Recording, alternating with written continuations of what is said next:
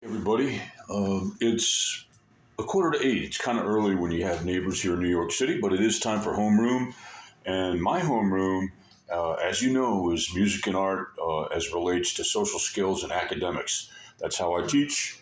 But that doesn't mean social skills. As a matter of fact, social skills and academics. That's the most important thing. Uh, my way to get there for myself, and there are those who think like me, use art and music, especially art. If you don't think like me, you can learn to think like me a little bit because every teacher is going to have a different way of teaching social skills and academics. Bear with me, hope you enjoy. So, the last thing that I feel I did that was of great importance had to do, it was called Mother Son, and it was kind of a play on words because we're talking, there's two kinds of ways to spell son. There's such a thing called homonyms and homographs and synonyms. Okay, so we'll go over that at some point. Right now, we're going to do the art. And if I'm trying to get this in a frame. And so, a mother son, it has to do with Easter, but it also has to do with Ramadan, whatever cultural group. We're not here.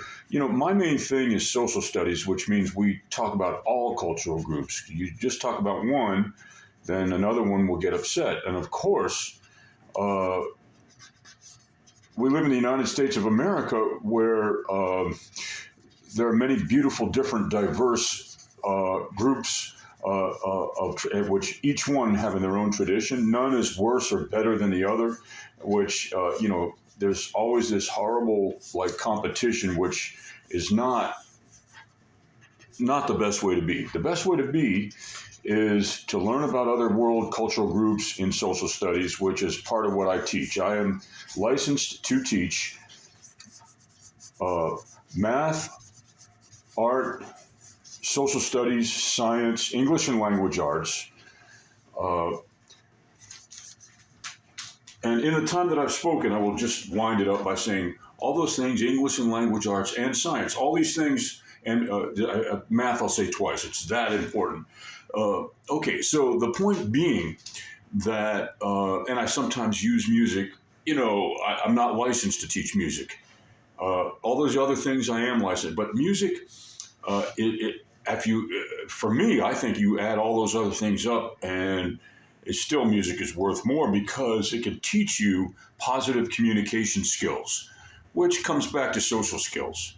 So I use music too, but if there's music teachers, I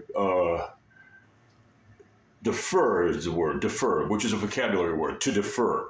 I defer, which is a verb and a vocabulary word of the day, and that's DEFER, defer, meaning I say, oh, you're the music teacher. I just was filling in for you till you got here. Thanks for being here. And now I'll supplement your music with art because music is, I feel, more important than art. Because if you draw this picture or anything for a dog, even if you sculpt for it, sculpture is a little bit getting more into movement. So they kind of understand that more. But still, they're going to sniff it thinking, well, maybe it's something to eat. You play them a song, dogs sing, wolves. You ever seen a pack of wolves? I've seen them on TV. I've never been up close to wolves really much in person, physically, but on TV, there's just, so many examples of, you go to YouTube and just type in wolves howling, shorts or not. And, shorts come up to tons of wolves howling and singing. And it's a traditional thing that they do. Genetic, whatever. People don't like to say, oh, animals have traditions, because then it makes them sound like, but, they teach their young to sing. There's no other way to put it. Okay, so I guess I've spoken enough. The main thing is using art to teach academic and social skills for people of all ages, especially children first through sixth grade, but on a secondary level, all ages K through 12, kindergarten through 12th grade, which is my art license.